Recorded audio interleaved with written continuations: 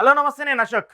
Janasena, TDP ఈ 2 పార్టీలకు సంబంధించి చాలా రోజులుగా పొత్తులకు సంబంధించి వీళ్ళు ఎలా పోటీ చేస్తారు, పోటీ చేస్తారా, చేయరా, అసలు జనసేన టీడీపీ కూటమిలోకి బీజేపీ వస్తుందా, బీజేపీ వస్తే సీట్ల పరిస్థితి ఏంటి, అసలు ముందు వీళ్ళిద్దరి మధ్య సీట్ల పాపం గురించి కొలిక్కి వస్తుందా, ఇలా చాలా రూమర్స్ చాలా రోజులుగా కొనసాగుతూ వస్తున్నాయి. ఈ నేపథ్యంలో నిన్న టీడీపీ అధినేత చంద్రబాబు నాయుడు నివాసానికి జనసేన అధినేత పవన్ కళ్యాణ్ వెళ్ళారు. సుదీర్ఘంగా చర్చించారు. సీట్లకు సంబంధించి సీట్ల సర్దుబాటుపై ఎవరెవరు పోటీ చేయించాలి, ఎక్కడ పోటీ చేయాలి, పోటీ చేస్తే గెలిచే స్థానాలన్నీ, ఓడిపోయే స్థానాలన్నీ, ఇలా సుదీర్ఘంగా చర్చలు జరిపిన తర్వాత ఒక క్లారిటీ వచ్చినట్టు తెలుస్తుంది. పొత్తులకు సంబంధించి ముఖ్యంగా జనసేన పార్టీ పోటీ చేసే స్థానాల్లో కూడా ఒక క్లారిటీ వచ్చినట్టు తెలుస్తుంది. అయితే దాదాపు 23 నుంచి 27 స్థానాల్లో జనసేన పార్టీ పోటీ చేయబోతున్నట్టు తెలిసింది. 3 నుంచి 4 పార్లమెంట్ స్థానాల్లో జనసేన అభ్యర్థులు ఉండబోతున్నారు. దీనికి సంబంధించి ముఖ్యంగా జనసేన పార్టీ పోటీ చేసేటువంటి ఆ స్థానాలు ఏంటి, జనసేన పార్టీ అక్కడ పోటీ చేస్తే ఎంతవరకు విజయం సాధించేందుకు అవకాశం ఉంటుంది, వీటన్నిటి కూడా ఒకసారి చెక్ చేద్దాము. ముందుగా జనసేన పార్టీ పోటీ చేసేటువంటి సీట్లకు సంబంధించి ఒకసారి చూసుకుంటే జనసేన ఆశిస్తున్నటువంటి సీటు తెనాలిలో ప్రస్తుతము నాదెండ్ల మనోహర్, మన అందరికీ తెలుసు, ఆయన పిఎస్సి చైర్మన్, జనసేన పార్టీకి సంబంధించి కీలకంగా ఉన్నటువంటి సభ్యుడు. ఎందుకంటే పార్టీ కార్యక్రమాల్లో నెంబర్ 2గా ఆయన ఎప్పుడు వస్తూ ఉంటారు. పవన్ కళ్యాణ్ తర్వాత పార్టీకి సంబంధించి ఎవరన్నా చేరాలన్నా, పార్టీ నుంచి వెళ్ళిపోవాలన్నా, పార్టీ కార్యక్రమాలు, పొత్తులు, ఇలా ప్రతిదాన్ని ఏకకంఠంతో ఆయన వక్రీకరిస్తూ, ఏకకంఠంతో ఆయన మాట్లాడుతూ పార్టీని లీడ్ చేస్తూ వస్తున్నారు. సో తెనాల్లో మళ్ళీ నాదెండ్ల మనోహర్ అక్కడి నుంచి పోటీ చేయబోతున్నారు. 2019 ఎన్నికల్లో ఆయన అక్కడ పోటీ చేశారు. కానీ దాదాపు 30 నుంచి 35 వేల వరకు మాత్రమే ఆయనకు ఓట్లు వచ్చాయి.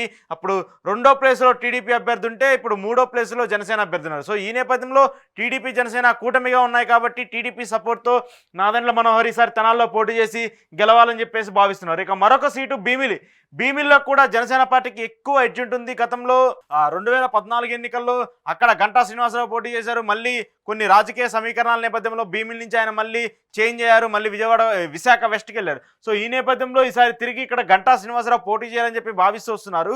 మరి గంటాకి సీట్ ఇవ్వకుండా జనసేనకి ఇక్కడ సీట్ ఇస్తే అక్కడ పరిస్థితి ఎలా ఉండబోతుంది అనే దానిపైన కూడా కొంత ఊహాగానాలు నెలకొన్న పరిస్థితి కనబడుతుంది. ఇక మరోవైపు నెల్లిమర్లను కూడా జనసేన పార్టీ ఆశిస్తుంది. ఈసారి ఇక్కడి నుంచి పోటీ చేయబోతున్నట్టు తెలిసింది. విశాఖ నార్త్ లేకపోతే విశాఖ సౌత్, ఈ 2 నియోజకవర్గాల్లో ఏదో ఒక నియోజకవర్గంలో జనసేన పార్టీ అభ్యర్థి పోటీ చేయబోతున్నట్టు తెలిసింది.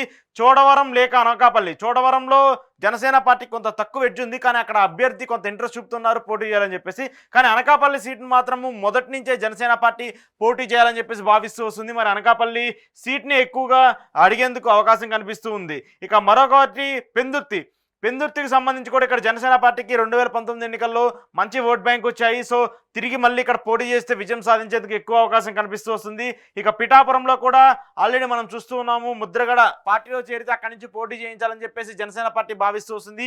కానీ ముద్రగడ చేరిక కొంత ఆలస్యమైనటువంటి నేపథ్యంలో ఎలాంటి ఈక్వేషన్స్ ఉండబోతాయి అంటూ కూడా తెలియాల్సి ఉంది. ఇక మరోవైపు కాకినాడకి సంబంధించి కాకినాడలో పవన్ కళ్యాణ్ పోటీ చేస్తారంటూ కూడా చాలా రోజుల నుంచి వార్తలు వినిపిస్తూ వస్తున్నాయి. కాకినాడలో పవన్ కళ్యాణ్ పోటీ చేస్తే గెలిచేందుకు ఎక్కువ అవకాశాలు ఉంటాయంటూ కూడా సర్వేలు చెప్పినటువంటి నేపథ్యంలో ఇక్కడ పవన్ కళ్యాణ్ పోటీ చేస్తారు. దాని నేపథ్యంలోనే కాకినాడ సీట్ను కూడా అడుగుతున్నట్టు మనకు అర్థమవుతుంది. ఇక మరోవైపు రాజోలు 2019 ఎన్నికల్లో సిట్టింగ్ ఎమ్మెల్యే సాధించినట్టు ఒకే ఒక ఎమ్మెల్యే జనసేన పార్టీకి ఉన్నటువంటి ఎమ్మెల్యే. సో తిరిగి ఈసారి రాజోల్లో జనసేన పార్టీ పోటీ చేయబోతుంది. ఇప్పటికే దానికి సంబంధించి కూడా జనసేన అధినేత పవన్ కళ్యాణ్ స్థానాన్ని కూడా ప్రకటించేశారు. ఇక మరోవైపు పి గన్నవరాన్ని కూడా జనసేన పార్టీ ఆశిస్తుంది. రాజానగరం, రాజమండ్రి రూరల్. రాజానగరంలో కూడా ఇప్పటికే అభ్యర్థిని ప్రకటించారు. మొన్న రిపబ్లిక్ డే నాడు రాజోలు, రాజానగరం అభ్యర్థులను ప్రకటించి ఇక్కడి నుంచి జనసేన పార్టీ పోటీ చేయబోతున్నట్టు కూడా పవన్ కళ్యాణ్ చెప్పినటువంటి నేపథ్యంలో సో ఈ 2 సీట్లను కూడా మళ్ళీ జనసేనకి వచ్చే అవకాశం కనిపిస్తుంది. ఇక రాజమండ్రి రూరల్, ఇక్కడ కూడా కొంత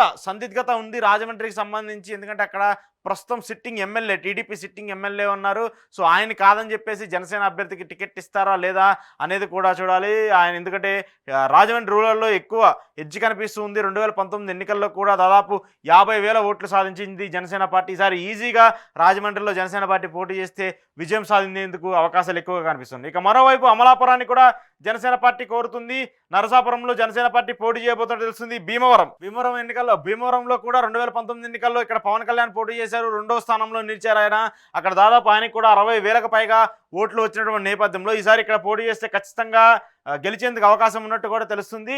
సో మళ్ళీ తిరిగి భీమవరంలో కూడా జనసేన పార్టీ పోటీ చేయబోతున్నట్టు అర్థమవుతుంది. ఇక మరొక నియోజకవర్గం తాడేపల్లిగూడెం. తాడేపల్లిగూడెంలో కూడా జనసేన పార్టీ 2019 ఎన్నికల్లో మంచి మెజార్టీ సాధించి దాదాపు 30,000కు పైగా ఓట్లు తెచ్చుకున్నటువంటి నియోజకవర్గాల్లో తాడేపల్లిగూడెం కూడా ఉంది జనసేన పార్టీకి. ఈ నేపథ్యంలో ఇక్కడ జనసేన పార్టీ పోటీ చేస్తే ఎక్కువగా విజయం సాధించేందుకు అవకాశాలు ఉన్నాయి కాబట్టి ఈ సీట్ని కూడా జనసేన పార్టీ కోరుతుంది. ఇక మరోవైపు ఏలూరు లేక కైకలూరు, ఈ రెండిట్లో ఏదో ఒక నియోజకవర్గాన్ని జనసేన పార్టీ అడుగుతుంది. సో ఈ నేపథ్యంలో టీడీపీకి సంబంధించి కైకలూరు అలాగే ఏలూరులో 2 చోట్ల కూడా ఎక్కువ మెజార్టీ వచ్చినటువంటి నేపథ్యంలో ఈ 2 నియోజకవర్గాల్లో ఏదో ఒక స్థానాన్ని మాత్రమే కేటాయించేందుకు చూస్తూ ఉంది టీడీపీ పార్టీ. మరి ఏలూరుని కేటాయిస్తారా, కైకలూరుని కేటాయిస్తారా అనేది కూడా చూడాలి. ఇక దర్శి, ప్రకాశం జిల్లాకు సంబంధించి దర్శి నియోజకవర్గాన్ని జనసేన పార్టీ కోరుతుంది. దర్శిలో ఇక్కడ వైసీపీ అభ్యర్థిగా బూచేపల్లి శివప్రసాద్ ఉండబోతున్నారు. సో ఆయనకి ప్రత్యర్థిగా జనసేన పార్టీ రంగంలోకి దిగితే అక్కడ అభ్యర్థి ఎవరు ఉండబోతున్నారు, గెలిచేందుకు ఎంతవరకు అవకాశం ఉంటుందనేది కూడా చూడాల్సి ఉంది. ఇక మరోవైపు పెడనకి సంబంధించి ప్రస్తుతం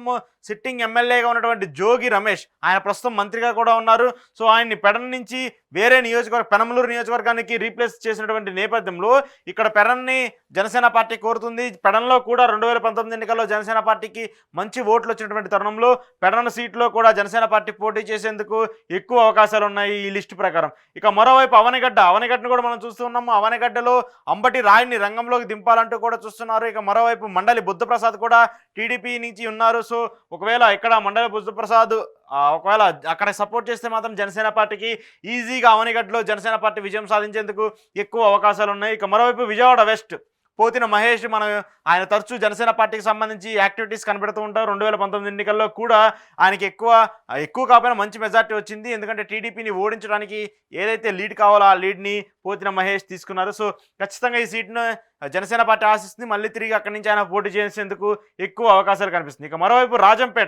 రాజంపేటను కూడా జనసేన పార్టీ కోరుతుంది. ఇక్కడ పోటీ చేయాలని చెప్పేసి కూడా భావిస్తుంది. ఇక 23వ స్థానం తిరుపతి లేక చిత్తూరులో కూడా 2019 ఎన్నికల్లో జనసేనకి తక్కువ ఓట్లే వచ్చాయి, కానీ అక్కడ ఎక్కువ ఎడ్జ్ కనిపిస్తూ ఉంది.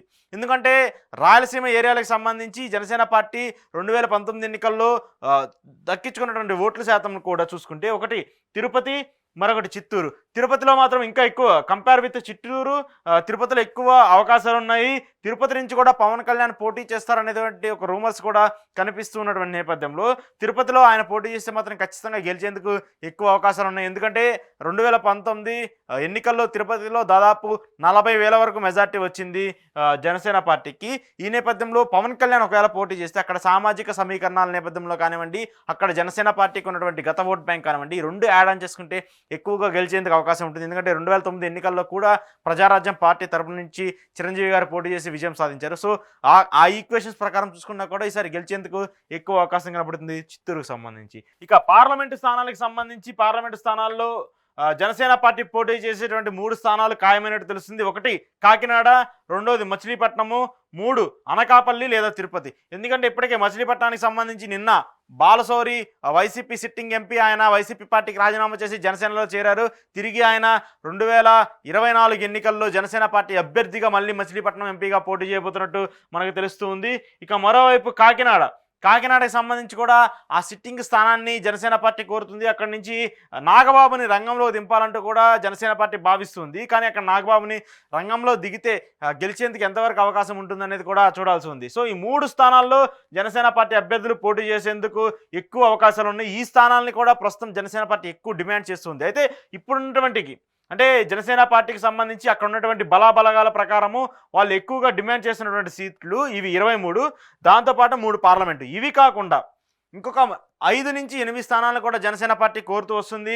ముఖ్యంగా రాయలసీమకు సంబంధించి అనంతపురం, ధర్మవరం, నంద్యాల ఇలాంటి కొన్ని నియోజకవర్గాలు, కొన్ని సెగ్మెంట్లను కూడా ఇప్పటికే జనసేన పార్టీ కొంత క్యాడర్ని బిల్డ్ చేసుకోవటువంటి నియోజకవర్గాలు ఇవి. సో ఈ నియోజకవర్గాలను కూడా జనసేన పార్టీ ఆశిస్తున్నటువంటి తరుణంలో కొంత ఎక్కువ అవకాశం కనిపించేందుకు ఉంది. సో ఇప్పుడున్నటువంటి 23 స్థానాలతో పాటు మరొక 5 నుంచి 7 స్థానాల వరకు పెంచుకునే అవకాశం కనిపిస్తుంది. అంటే టోటల్గా 30 స్థానాల వరకు జనసేన పార్టీ పోటీ చేయబోతున్నట్టు తెలుస్తుంది. 3 పార్లమెంట్ స్థానాలు అయితే ప్రస్తుతానికి కాన్ఫిడెన్స్ కన్ఫామ్గా పోటీ చేసేందుకు అవకాశం వస్తుంది. ఇక మరొక 2 స్థానాలను కూడా డిమాండ్ చేస్తుంది. ఆ 2 స్థానాలు ఎప్పుడు అంటే ఎవరికి ఇస్తారు, ఎక్కడ ఏ స్థానాలు ఇస్తారు అనేది కూడా చూడాల్సి ఉంది. సో ఏదేమైనప్పటికీ జనసేన పార్టీకి ఉన్నటువంటి ఎడ్జ్ కానివ్వండి, జనసేన పార్టీ ఉన్నటువంటి గెలిచే అవకాశం ఉన్నటువంటి నియోజకవర్గాలు కానీ ఈ 23 మనకు కనిపిస్తున్నాయి. ఖచ్చితంగా ఇక్కడ ఈ 23లో పోటీ చేస్తే మాత్రము జనసేన పార్టీ 15 నుంచి 18 స్థానాల్లో విజయం సాధించేందుకు అవకాశాలు ఉంటాయంటూ కూడా సర్వే సంస్థలు చెప్తూ ఉన్నారు. సో ఈ నేపథ్యంలోనే పవన్ కళ్యాణ్ ఎక్కడ పోటీ చేస్తారు, ఈసారి ఆయన 2 స్థానాల్లో కూడా పోటీ చేస్తారు గతంలో లాగంటే చెప్తూ వస్తున్నారు. మళ్ళీ గాజువాకలోనే పోటీ చేస్తారా, భీమవరంలో పోటీ చేస్తారా, లేదంటే ఈసారి రెండింటినీ మార్చేసి కాకినాడ, తిరుపతిలో పోటీ చేస్తారా? సో ఇలాంటి చాలా క్వశ్చన్స్ ఉన్నటువంటి నేపథ్యంలో జనసేన పార్టీ, టీడీపీ పార్టీకి సంబంధించి ఒక పొత్తుల్లో మాత్రం క్లియర్గా ఒక రూట్ క్లియర్ అయితే వచ్చినట్టు తెలిసింది. మరొక వారం 10 రోజుల్లో దీనికి సంబంధించి పూర్తి జాబితా అటు టీడీపీకి సంబంధించి కానివ్వండి, ఇటు జనసేనకి సంబంధించి కానివ్వండి పూర్తి జాబితా వెలువరించేందుకు అవకాశాలు కనిపిస్తూ ఉన్నాయి.